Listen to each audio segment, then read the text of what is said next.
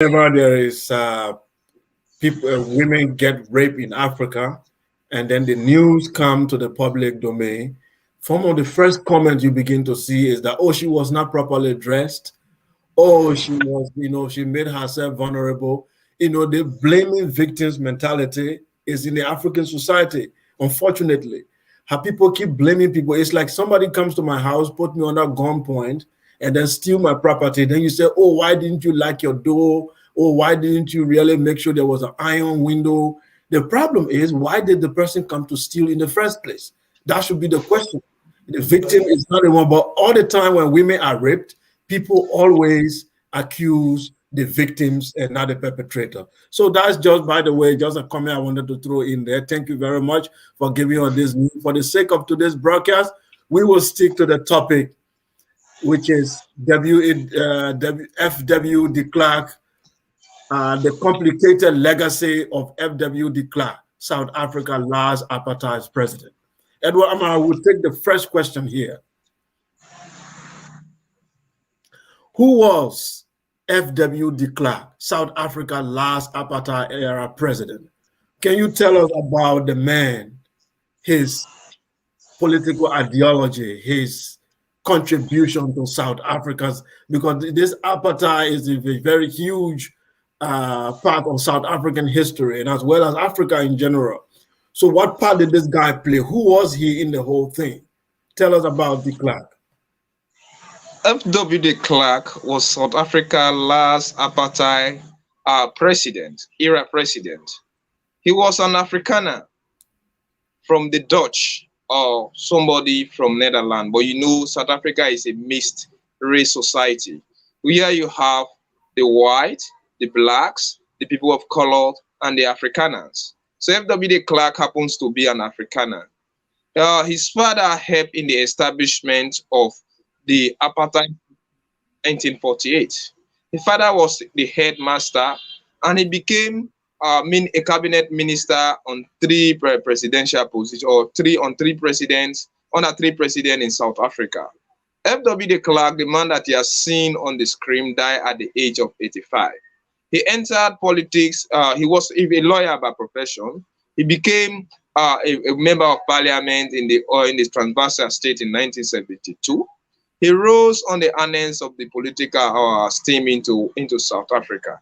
He held various cabinet positions under various presidents into South Africa since the apartheid system, which is a legal, racial, discriminatory system that was, or a kind of racial discriminatory system that was set up into South Africa, empowered by the mentality that the whites are supreme compared to the blacks. So it's a white supremacy system. So he was part of those who actually helped to facilitate that particular legal discrimination against black, where they were dehumanized, killed, discriminated, raped, and they had no access to it. So he became a minister or a member of representative, or like what we call in Sierra Leone here, the lawmaking body or member of parliament, or they call them honorable. He also had various ministerial positions under different countries. His father, as I said rightly, was a headmaster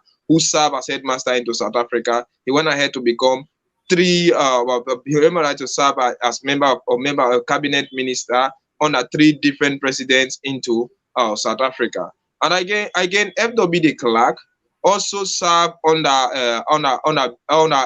P.W. Botha, the president whom he succeeded. And he was he was one of the apologists of the system, since that particular system was established by people of the Afrikaner descent, and he also an Afrikaner man. So when you watch at F.W. de Klerk, he has a rare blood into his system because his uncle once became a president of South Africa.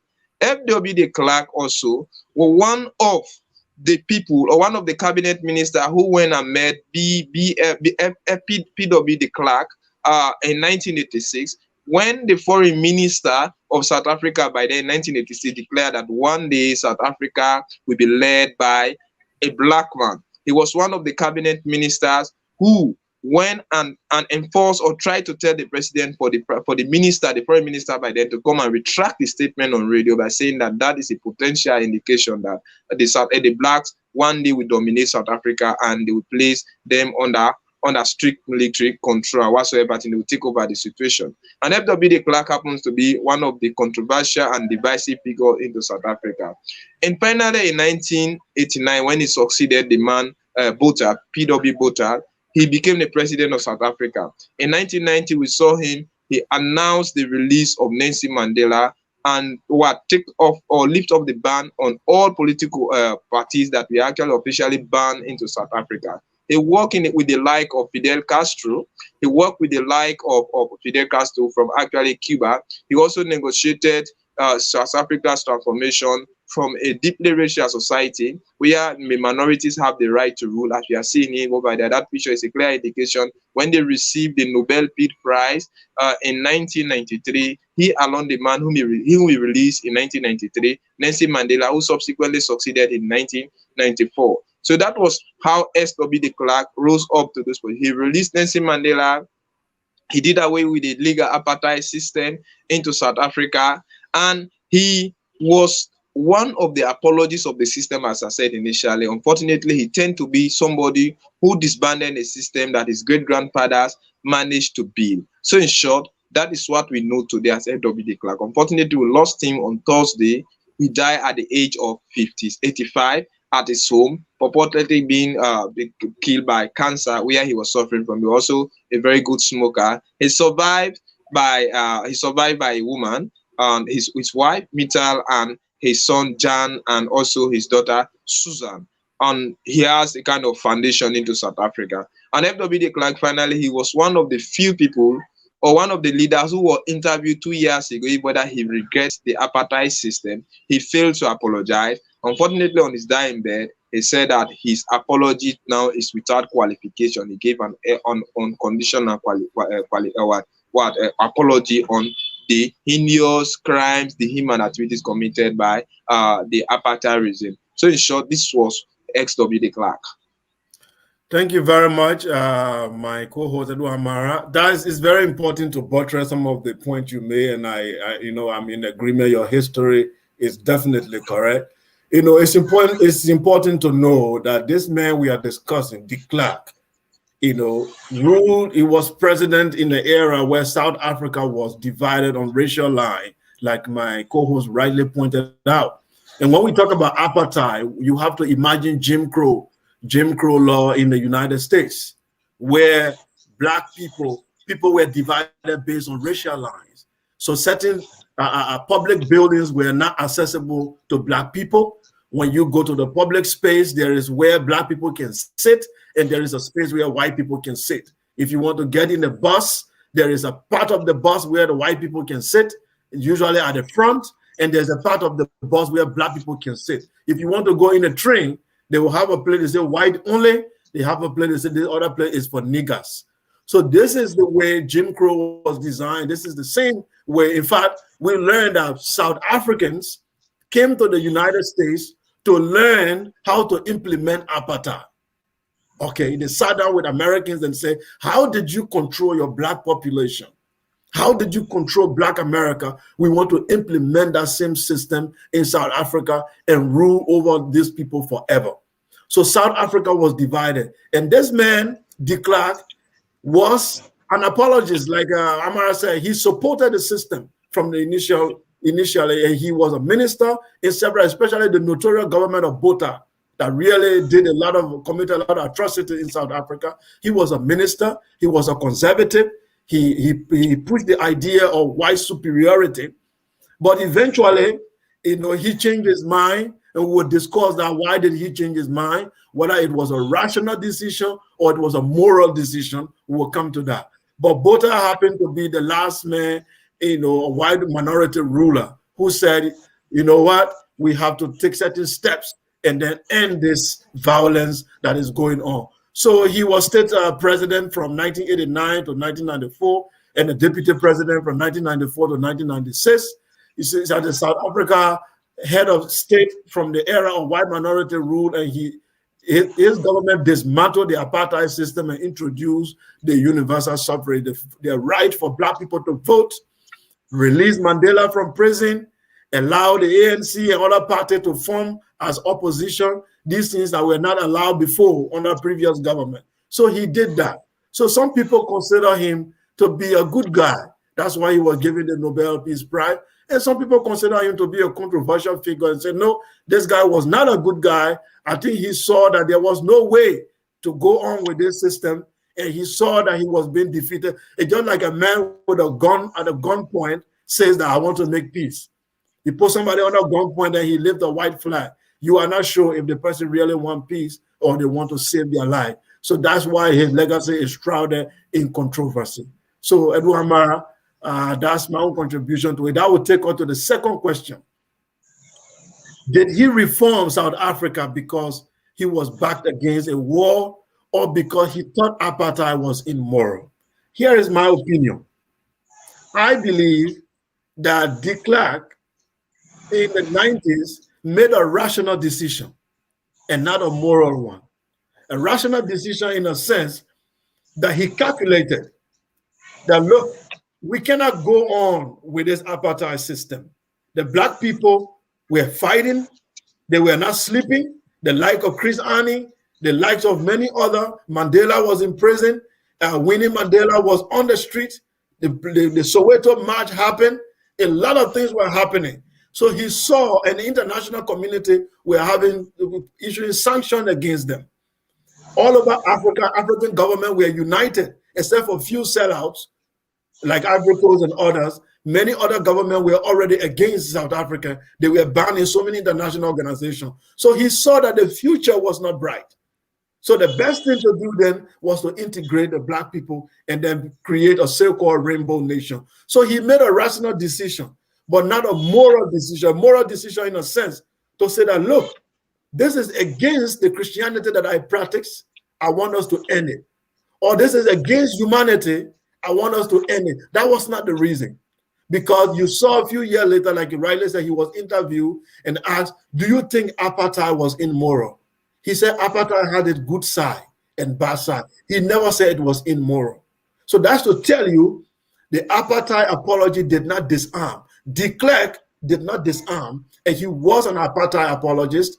He just happened to be someone who saw the future. He knew that either the freedom will be taken by force or the best way is to negotiate it and control it. And that's what he did. I will give you the same example. This is a strategy in neocolonialism. When the neocolonialists find out that the people will overthrow them, they negotiate. And during that negotiation, they make sure they dilute the revolution. When they dilute the revolution, subsequent generations that follow cannot be militant anymore towards them because they will see them as partners, as friends, while in reality they are enemies. General de Gaulle did the same thing in the 60s. When he saw that French West Africa wanted to fight, go away, he decided to give them the chance to choose their own independence or form what they call the Francophone community. So he gave them a negotiated freedom. Britain did the same thing to Nigeria and other places. They gave a negotiated independence. And once they gave you a negotiated independence, there are pacts that you sign. You gave away certain sovereignty, like economics, like other things. Like in South Africa case, the land was given to white people during the roundtable discussion. That's why today Julian Malema is still fighting for the land, because Mandela and others were compromised to give the land. And de Klerk was the architect behind that. So de Klerk is not a hero. It was someone who made a rational decision, but not a moral one. That's my stand. Thank you very much. Let me just take it from where you ended. I think Nelson Mandela one describing that it would be a mistake if anybody described F.W. de Klerk to be the greatest emancipator. He called him as a gradualist and also an unscrupulous politician who was cunning and very pragmatic in making his decision. I think F.W. de Klerk actually made that particular decision, not actually to take the Afrikaners out of power, but with the notion that they can come into power indirectly and still maintain the racial supremacy that we are actually enjoying. Having said that, you watch as F.W. de Klerk. Was his decision moral or he was put against the world? I think he was pushing against the world. By then, liberal democracy was blowing across Europe. The wind came into Africa. Generations were growing. People with different mentality changed, and people wanted change. The blacks were becoming educated.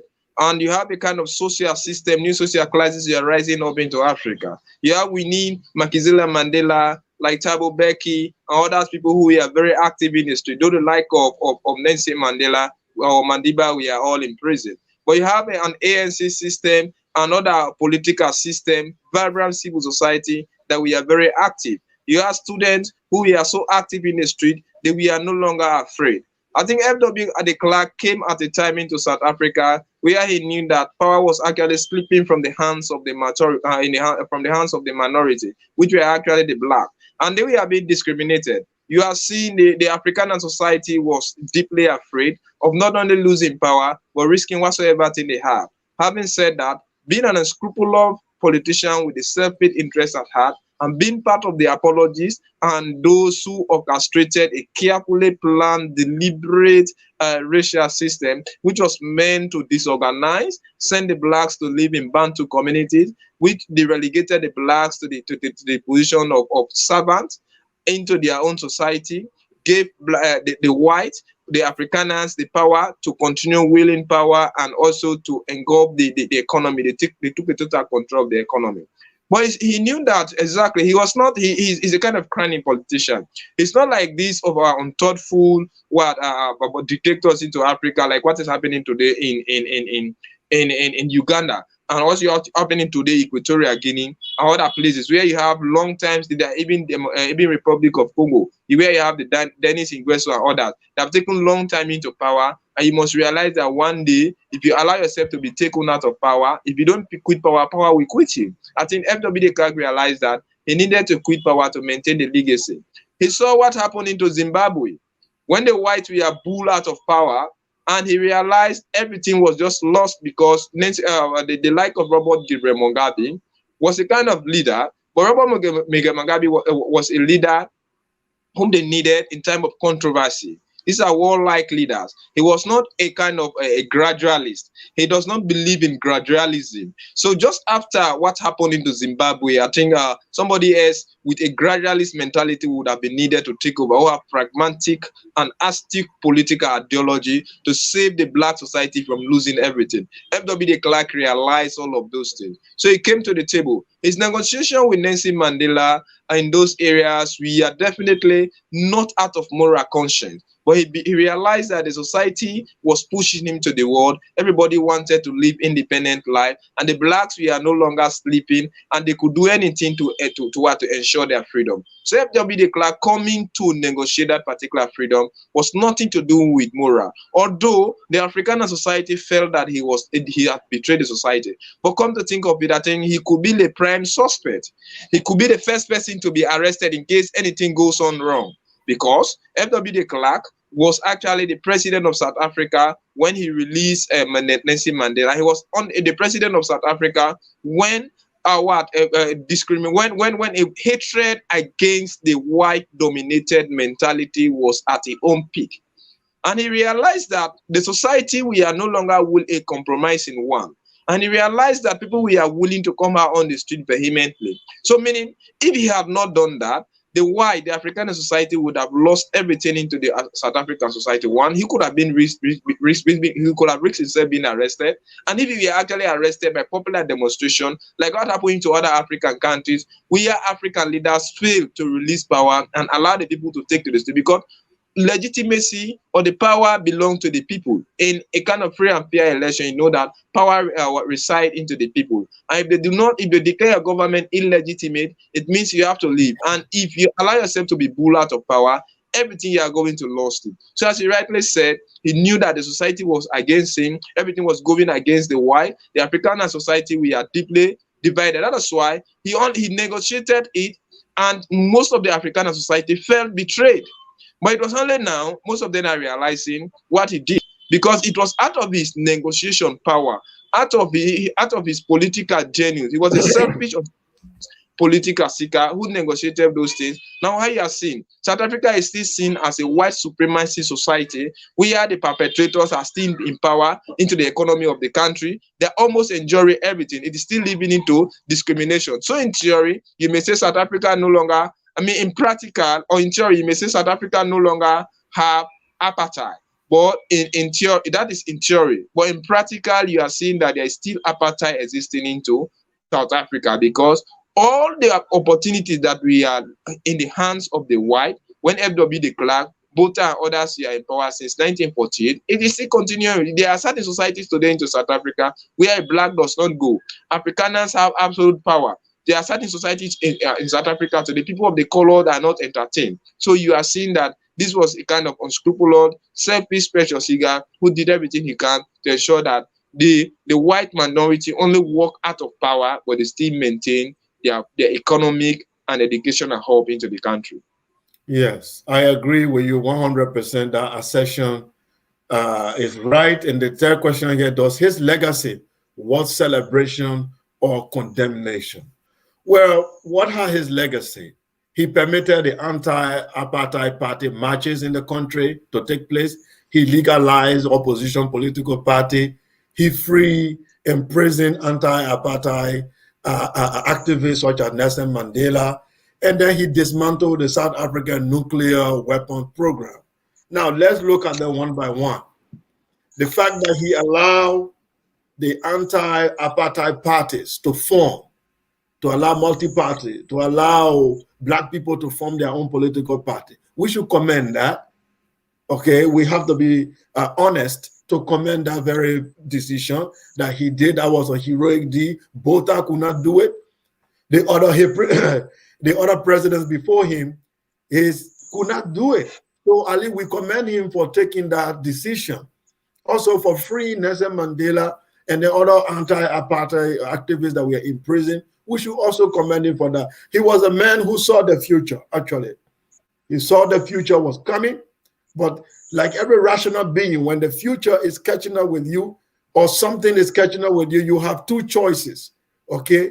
You control it or you allow it to dominate you. So he saw that the only way to do it was to control it. It was not allowed to be so, and he did it very well. Every country, you will have you are fighting for every freedom that people are fighting for. They are either fighting for economic sovereignty, political sovereignty, and military sovereignty. So what he did was to give them the political freedom that they wanted, but the economic sovereignty and the military power still remain in the hand of South African white minority. 70% of the land in South Africa belong to the white minority. They are in charge of all the companies. So white black people in their majority in South Africa are only working as boys and girls and sales boys, cleaning white people's toilet and houses in their own country. So he was a man who saw the future. So his legacy in terms of negotiating with Mandela and others, we should commend him for that. At least the outright killing, the demonstration, the apartheid system has been dismantled, and he played a part into that. But I am very skeptical to say this man did well when it comes to the issue of the nuclear weapon. Why did he dismantle the nuclear weapon program?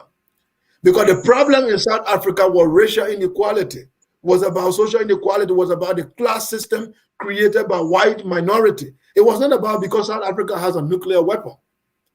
But he dismantled the nuclear weapon program because he saw the future again. He knew that the black people are about to rule, and putting a nuclear weapon in the hand of a black man will mean that South Africa will be the sole superpower of Africa, will mean that South Africa will not be a global superpower that will sit around the table to discover other nuclear power. So that will put black people on the map. So he saw that the best way to do it is to dismantle the nuclear weapon program because black people are about to rule. They should not be given such power, global power. So you can see the conspiracy here, that this man was not doing it out of good faith. It was not because he loved Black South Africa. It was because he saw the threat was coming and he wanted to manage it. Why dismantle the nuclear weapon? Today in entire Africa, no country has nuclear capability. No country has nuclear power. That means a single country in Europe can decide to obliterate Africa in a second. Yes. Today, a little country like Belgium control a country like DRC Congo that is 10 times or 20 times the size of Belgium. France controls countries that are in West Africa. When you put them together, you can put France into those countries like 10 or 20 times, but France still controls those countries. Why? Military power and economic power. And South Africa was about to inherit all these powerful institutions, having a nuclear weapon, having a viable economy. So they would dismantle everything and then give them an empty country. That's why you see South Africa today is a sick country. It can't move forward. And unfortunately, the leaders in South Africa don't even have any I don't know, no vision. They don't even realize that they were set up. They don't realize that the only man who is conscious in South Africa is Julius Malema. And people think he's a hater, he's a bigot, he's a communist. No, he's seeing the future too. He knows that something has to be done. There was something that these people did. They conspired to make sure that Zimbabwe and South Africa do not excel. Otherwise, those two countries were powerful when white people were ruling them. But when they were leaving, they made sure they dismantled the system so that it became a usual African, a failed African state that has no power, that has no voice in the global state. So declare, dismantle the nuclear weapon. I have a problem with that. And I know he did it intentionally. But for other stuff, like negotiating with Mandela, allowing the political party, I will commend that as a good legacy. And he should never and ever be given a status of a hero in South Africa. His name should join the like of Botha and other apartheid leaders who have contributed to the destruction of the black man, and he was never be considered as a hero. Oh, thank you. I can't agree with you more. You see, F.W. de Klerk was never the great emancipator of South Africa. And he should never be considered into the annals of South Africa in respect of such a thing like that. He was a selfish, unscrupulous, white supremacist politician. You know, when to achieve your goals, you can even make peace with the enemy. And having said that, F.W. de Klerk practically knew that the whites are on the verge of leaving power. So he saw Nelson Mandela as a means because he observed the nature of Nelson Mandela. He could not be somebody who believed in repressive system. So when he knew the release of Nelson Mandela is part of his legacy, or was it worth celebration? Or Nelson Mandela would have wanted to be pulled out of that particular office and placed into the power because the blacks were growing powerful, we are becoming conscious, and the society was more a sensitized one. We watch at his legacy. One part of it was that, let us first start. One of the legacy that he helped to establish the apartheid system into South Africa. He served under different apartheid regime into South Africa before ever he became the president. F.W. de Klerk was one of the careful constructor of the apartheid regime that started into South Africa in 1948 and ended in 1993 when he lost power in 1994 to Nelson Mandela. So you watch at him, he also was an apologist or one of the perpetrators of a racially discriminating system. He supported the killing of blacks. He benefited largely from the apartheid regime. He refused to even make a public apology to the South Africans based on the inhuman treatment the apartheid regime inflicted on native South Africans, was a clear indication that he is not worth celebration. His legacy was established, or the foundation of F.W. de Klerk was established out of money that we are unscrupulously gained, out of embezzlement, corruption, out of depriving typical South Africans their right to freedom, their right to economic freedom, education. Even most blacks under the apartheid system, they were disenfranchised. F.W. de Klerk participated in supported the killing of most black and people of color into South Africa to maintain the white supremacy system. His father and others contributed to everything into South Africa. The foundation of S.W. de Klerk was unscrupulously gained and unscrupulously established into South Africa. He refusal to apologize is a clear indication that he cannot be exonerated for all the hideous things that he committed. Coming to the positive part of his legacy, you may judge it positive, but when you watch at it into a kind of when you watch at it logically, you will understand that he did what he did because he had no option. He realized that without doing that, we are going to lose everything. So did he do it out of moral conscience? No. Can you judge that legacy as something positive? No, because he negotiated a system that granted Nelson Mandela his freedom with the firm belief that everything should be left into the hands of South Africa. Maybe Nelson Mandela was not a corrupt leader or a corrupt politician. He believed into his moral conscience, and he believed into most of those agreements. That was why you are seeing, or we saw into South Africa, even when Nelson Mandela won the election in 1994, he still allowed F.W. de Klerk to become the second deputy president of South Africa. And because Nelson Mandela always called his names, blame him for the corrupt system that was in South Africa, he associated him always with the problem, even termed him to be one of the problems into South Africa. He resigned. So his resignation was a clear indication that he had no longer power to continue perpetuating the system that he was. Maybe he falsely believed that with releasing Nelson Mandela, he could still retain power, and even calling him to serve into the government as the second deputy president would have given him some amount of platform, if not the audacity, to continue perpetuating the system. But he was definitely being deprived. So even the nuclear negotiation that you are doing, it was a harm that he did against Africa. Just after 2 weeks, when he seized power, or when he won the election, after he succeeded Botha, after 2 weeks, he went into secret negotiation. This guy was a visionary. He was somebody who has logical point of view. He see beyond the ordinary.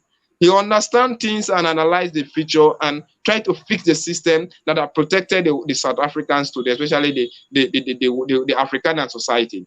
He realized that, in fact, the whites were living out of power. But allowing the black to lead South Africa and having a nuclear power could still have allowed the blacks to rock Moses with the more powerful countries. He deleted it. He signed he placed South Africa under a kind of treaty that supported non-nuclear proliferation. And when I had to halt the entire system, you have seen the like of North Korea, Russia, Germany, and other places have signed a kind of non-nuclear proliferation treaty. But do you think that they don't have it? They have it. They still continue to manipulate it. But he seized the entire system and blotted it out. That was harm doing to South Africa. The negotiation that he did was only selfishly placed, meant to benefit the white instead of the black, the Afrikaner society. So what are we saying here? Well, his legacy was not worth recognizing. However, he realized that what was happening now was a critical decision. He was placed into a triangular dilemma.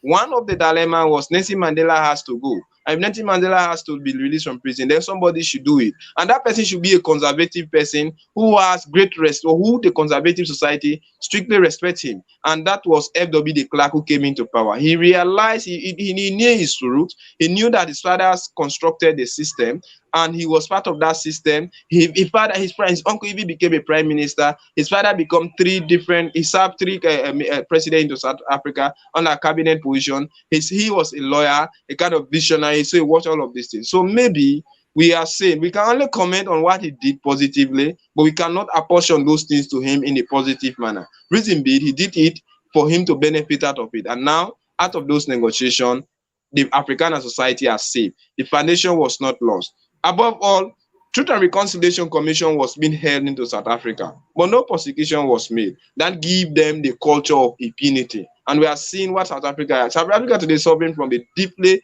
divided racial discrimination society where anybody's life can be put at risk, especially the blacks. All right. Thank you very much, Edward Amara. Thank you very much for your contribution. We'll take a short break now. And when we come back, we have 2 more questions to discuss. So please don't go away. Stay with us. At Focus on Liberia, we discuss everything Liberia, from education to politics, arts and culture, entertainment, agriculture, history, religion, family, and technology. Focus on Liberia uncovers and showcases the best of Liberia and shows the world the truth about Liberia. We educate, elevate, and promote all things Liberia. We conduct interviews, panel discussions, debates, and more. Tune in to Focus on Liberia on Facebook and YouTube and be a part of the stories that make up the news. This is Focus on Liberia, and I am Demise. A special announcement here, Top Talking Thursday. The candidate Joseph Nyoma Boakai in his 2023 presidential bid. It will be live on Focus on Liberia at 7 p.m. Eastern Time. Dennis Jab will be hosting this program. And there are a number of guests here. We have Wilma Kubni, will be an analyst, will be on the show. Kou Fambule, analyst. Mohammed Sharif, analyst. Anthony V. Keseli, a former policy advisor to Joseph Nyoma Boakai. The show will be live if the date is there. And then also we have another announcement here, the Freedom of Information Hour. Will Senator Lawrence make a plausible vice presidential candidate to Joseph Boakai? If you want to know this answer, join on Thursday, November 18, 2021 at 11 a.m. Eastern Time, 4 p.m. GMT. And then the guest will be Boima, J.V. Boima. And then you also have Julius T. Jason, who will be the host of the show on Focus on Liberia. Thank you very much, ladies and gentlemen. Thank you for watching Focus on Liberia, and you are watching Roundtable Africa. I'm Sekou Kelleh, your host, and we are discussing the topic. Put it on the screen. The complicated legacy of F.W. de Klerk, South Africa's last apartheid president. And we have a second to the last question here, very quickly. Should he be given a state burial or not? Well, this is a direct question, Amara. I don't think it's complicated. You either for yes or you are for no. For me, a bit difficult to say. First, he died as former president. It depends. If you ask me as a Pan-African revolutionary, because you have different ideologies in Africa now. You have the liberal Africans, the social democrat, you have socialists, you have Pan-African socialists, you have Pan-revolutionaries. There are different people. But as a Pan-African revolutionary, I would say I consider de Klerk as a colonialist. Straightforward. I consider him a colonialist. Even to call him a former president is an insult. A colonial leader, someone who came to my land to colonize my people and sit on the throne, it's not a king. It's not a king. You dethrone our legitimate king and sit on our throne. It's an insult. It's just like when people reading the history of ancient Egypt, they look at Alexander the Great and other as pharaohs. No, those were not pharaohs. Those were conquerors. The actual pharaohs were black Africans. Those who came later and sat on that throne were imposters, were invaders. The same thing applied to the post-colonial Africa. Those who sat on, who perpetrated and presented themselves as leaders of Africa in Zimbabwe, in South Africa, and other places should be considered as colonialists. They should go in the book as colonialists and not as leaders, because they did not allow the freedom of the majority. There was no election. There was no democracy. They just sat there. They used the force of arms to rule. So I consider them colonialists. He should not be given a state burial. Point blank. Absolutely. I can't agree with you more. I think F.W. de Klerk should not be given state burial. Should he be given a state burial, it means legalizing the apartheid system into South Africa. It means they never did any wrong. Maybe his colleagues or his departing colleagues who are already with the yonder world, we are given state burial because there was no legal system into South Africa. Because I consider the apartheid system to be a legal one, because the system is a political ideology that was established on racial discrimination, empowering the minority to rule the majority, and also empowering them to kill, disenfranchising, depriving, and even relegating the owners of the land to the status of servants. Since we are posed into that subservient position, and the blacks are now into power. Maybe to first, because you remember he failed to apologize for all the heinous crime that he committed. Why should he be given a state burial? No. He shouldn't be given a state burial. He should be buried like an ordinary person. And the South Africans should use the Julius Malema mentality and point out to him that people like that are not worth celebration. If we are in a strictly law-abiding society where people should pay for their sins, I think Demise will easily judge him. Those foundations could be seized. We have seen what is happening today into Africa. You have seen our former leaders who have corrupted Africa. They are gone into other places. Their accounts have been frozen abroad. Why can't the foundation of SW declare all of those apartheid heroes account be frozen and the money taken away from them invested into the South African society? These people are suffering because of their ideology. You cannot use the state fund to bury a man, place him into a state coffer, make him a hero. The man helped to destroy that particular society because he did not build the South African society. He helped to destroy it. So today, all the problems, all the volatile political situation that we're seeing today, the daily killing of foreigners and whatsoever thing, we are established by a man a man in the form of LW de Klerk. So no need for state burial. Thank you very much. They take us to the last question. How should the new generation of South Africans view his demise? Well, you see, South Africa, if you look at it today, this so-called new generation of South Africans are disconnected from history.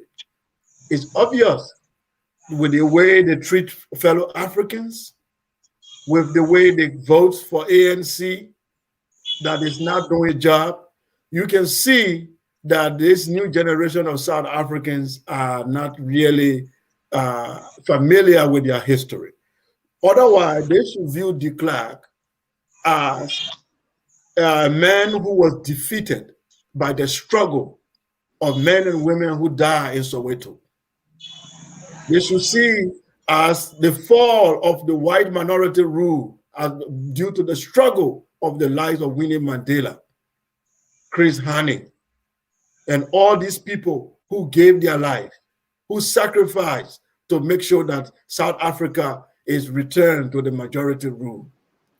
They should see also that whenever our people are united, they have one vision, they have one goal, they will always defeat any army, no matter how that army is strong. As long as the people are united, they will defeat it. This apartheid system was very powerful. It was supported by the United States. It was supported by many Western countries. In fact, when apartheid government came to an end, an entire city was built in another land to allow the white South African to resettle, because most of the so-called white South African were Dutch people. The Dutch countries like Netherlands and other, they built an entire city for the white people there and say, in case those black guys give you a hard time, here is a place to relocate. They show solidarity in evil. It's a sign that the new generation of South Africans should realize that we have no friends in the world. Black people have no friends and allies. We are on our own, and it's important that we take our decisions. We tread carefully in international politics. There are no friendship out there for any black nation. If we do not stand with our own revolution, we don't stage our own revolution and stand by it, we will be annihilated and nobody will come to our rescue. The apartheid system was defeated by the people of South Africa, not because Botha was a righteous man. No, they were all going to church and they segregated the churches. The preachers were there. The Catholic Church was there. All these preachers around the world, the Pope, they were all there and they saw it. The churches were segregated. So even God's word could not change their heart. So they are not your brothers. They are not your people. Spiritually, they are not your brothers. When words come to words, they will even tell you, you can't come to our white church. That is the nature of the people you are dealing with. So young South Africans should realize that it was not religion that gave them their freedom.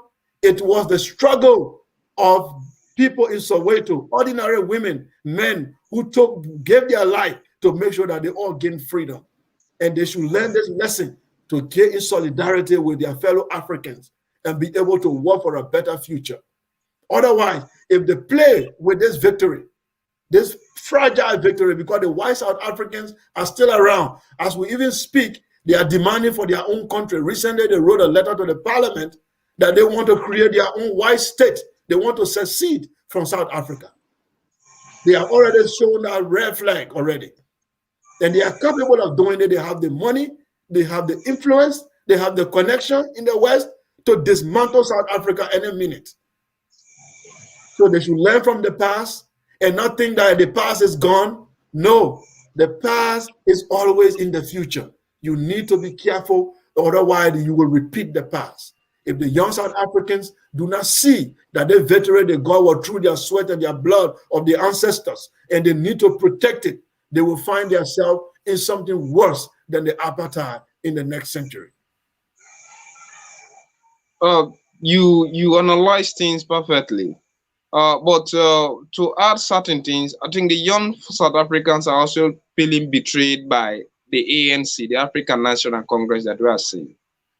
Mind you, you have the like of Thabo Mbeki, who really had issues with Jacob Zuma. Thabo Mbeki succeeded Nelson Mandela, and Jacob Zuma succeeded him. And we are seeing Jacob Zuma had wanted his wife to succeed him, Nkosazana Dlamini Zuma. Unfortunately, you have a kind of, unfortunately for him, I think power is not being transferred through sex or marital issues. And the man of Cyril Ramaphosa, an orator who knows the system very well, also participated into all of the malpractices that Jacob Zuma rightly did into South Africa, serving as a deputy. He managed to succeed it.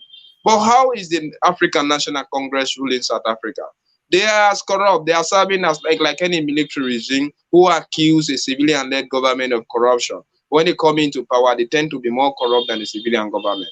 We have seen the Indian company taking over, like the state capital of the Gupta family, and these are all established out of the ANC coming into power. And this why Indians managed to infiltrate the system, and you are seeing a few blacks enduring against the minority. Even what happened when Jacob Zuma was arrested in Orange Free State, he saw demonstration in KwaZulu-Natal, other places. This year, all mixed feeling, laid there out of frustration of poverty. When people are because South Africa today, the blacks are ignorant, they are poor, they are illiterate, they are unemployed, they suffer disease. We are critically reading about the South African society. They are now lawless. Most of them are hooligan out of the system. So you are seeing the whites, the blacks, the young generation now. They are actually connected with what happened since 1948 until Nelson Mandela was released in the 1990, when he and P.W. de Klerk got the Nobel Peace Prize in 1993. Though Nelson Mandela described him as somebody who was an apologist of apartheid and nobody should encourage him. Should he be somebody like that? So even in the time he served under his ministry, under him as vice president, it was never a convivial, if not a kind of friendly atmosphere between them. But the young South Africans, they are somehow disconnecting themselves with the apartheid regime, viewing F.W. de Klerk as one of the perpetrators, but they are still placing the ruling classes into South Africa, especially the ANC, most of the lord of the AMP, as corrupt as F.W. de Klerk and others, because these people still manage to buy over the system. Because if they have not bought over the system, Gupta family wouldn't have been existing. You are seeing corruptly placed ANC politicians on the hem of affairs. So everything, so how can you blame them? That is why you are seeing an unpredictable, a very controversial, challenging, and somebody who is not willing to join the game, like Julius Malema with his Economic Freedom Party into parliament, and they are seeing confrontation among themselves. So how can you exonerate the ANC from all of those heinous crimes? Did they actually fight to corrupt the country and enrich themselves and allow the black South Africans to be going away? Because most of the policies that they sign, they compromise the society. They compromising the society in essence, yeah. Because when he signed a treaty with the like of F.W. de Klerk, giving the white minority the opportunity to still own land, continue to be in high status into the country, controlling the military and whatsoever thing, at the end of the day, those who will be leading, the ministers, those who are serving into government, will still have the opportunity to amass wealth as the white. But they deprived, because they fought the war, They fought that apartheid against the white so that the entire society of South Africa could benefit. Unfortunately, the entire society did not benefit. It is only the ruling classes. So these people feel disconnected with what was happening because they are still continuing to live under that same system that is an apartheid system, a civilized apartheid system. And the ANC now, the African National Congress that is in power, after being led by Thabo Mbeki, Jacob Zuma, now we are seeing Cyril Ramaphosa. Now look, the ANC is divided between the Jacob Zuma wing and the Cyril Ramaphosa wing. So anything is possible to happen. And they are seeing there is no future, you cannot even predict when the like of the AFCC will come into power. But the AFCC also, watching at a controversial person like Julius Malema, looking at the current status of South Africa, maybe he could not be the right person to lead, because if he leads South Africa now, South Africa may end up being a status of Zimbabwe, where you have somebody who was a radically negative, positively radical in some way, but negatively radical in one or two ways. So you can't blame them, and they have to disconnect themselves because ANC also is failing them. Yeah, I hear you, and I share that view as well. The so-called Liberation Party, ANC, has become a thorn in the flesh of South Africans. They have failed the people, and this is the unfortunate thing that have happened all over Africa, is that the so-called liberator become oppressors. Those who came yesterday singing, chanting the songs of freedom have now found themselves in the house of the master. They've eaten from the table, and they came out with guns shooting the same people that they came to defend. This is the story of Black people all over. People that we put in power and say, these are our saviors. They come back and then they remove the real face, and then they say, no, we are not your savior. We came to just eat part of what these people we are eating, and we don't really care about you. So we hope a genuine people will come up. We hope, and we always say on this platform, we are very optimistic about the future of Africa. We are very optimistic. We are very optimistic about the future of Africa, and we believe that a generation of Africa, a liberation generation will come up. They will defend this continent. They will defend this race because we've come a long way. A century or two ago, we were called slaves all over the world. When a Black man showed face, he was supposed to be in chain. We fought down and won. A few decades ago, you have the Black continent, the African continent was called colonial continent. We were under colonial masters. We were all called by our colonial master's name. We fought and we won. Today we have economic problem. Our states are fragile, and we have all these challenges. The same thing in South Africa. But there is hope that Africans will definitely come out of this. And there's hope. We see it in the lives of Julius Malema. We see it in young people around the continent who are trying to speak with a different voice, who are saying that it's not enough to sing those slogans and songs and pass around and be having enemies. What counts is what we have done on the ground, concrete job that we can show that this is what we've done. The essence of freedom is to be able to give people a better life. If we get freedom and the life is not better, then the freedom becomes useless. We don't even see the value in the freedom anymore. So we hope that this new generation of Africans, as the internet is now available, information is everywhere, we have no more excuses to be able to sit down and watch ourselves being used by bad politicians, by these failed politicians, people that are called, that have this analog way of reasoning, that are not yet digital. They are not within our generation. We need to push them out, and we need to see reason why we need economic freedom in our lifetime. We need real freedom, and we put leaders there, irrespective of religious view, ethnic background. Africa need to go past all these things and look at people based on their competence, based on what they have done. Then we can put them in power and see the real transformation that will come. And I believe, Edward, that South Africa, one day, because South Africa has produced great people, even though we have a lot of sellout, but when we read people like Chris Hani, when we look at Julius Malema, we know that there is hope. Even the people, the ANC that you see today was not the Mandela, there were other people. Even Winnie Mandela, when you look at her legacy, you know that the conscious ones are always available to make the struggle to be straightforward. And we believe that those conscious ones, once they take power, the transformation will come. We have seen Rwanda coming out of the arches is now making headway. And we know that that same wind of change will blow across Africa, and there will be a new day and we'll sing new song. This is the hope of our generation, and we will not give up. Thank you very much, Edward Amara, for always making brilliant analysis on this show. Focus on Liberia, always bring you the best, and the Roundtable Africa will be back again next week, same time. Please always join us. If you have questions and you have a topic that you want us to discuss on Roundtable Africa, always feel free to send it to Focus on Liberia. There is something important that you want us to talk about on Roundtable Africa, you can kindly contact Focus on Liberia and send in that information, and we will definitely make sure we consider it and then bring it on this show. If you also want to be a contributor, you want to join the show as a guest or panelist, you can also write to Focus on Liberia. We have a Facebook there, and then state your name, country, and then what you want to contribute. Then we can also bring you on this show so you can contribute. We always keep learning and always keep informing our people. Thank you, and we will close with our song, We Are All Liberians. We are Liberians. Liberia is our home. Liberian people.